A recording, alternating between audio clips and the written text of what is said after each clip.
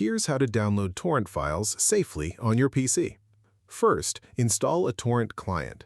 Torrent is the best free option and is completely open source with no ads or bundled software. Go to qubittorrent.org, download the installer, and install it normally. Once qubittorrent is open, you need a torrent file or magnet link.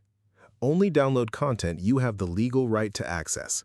Public domain files, Linux distributions, open source software, and licensed content are all legitimate uses for torrenting. If you have a .torrent file, double-click it and qubittorrent will open it automatically. If you have a magnet link, copy it and qubittorrent will detect it from your clipboard. Click OK to add it. Choose your download location and click OK to start. Monitor the download progress in qubittorrent's main window.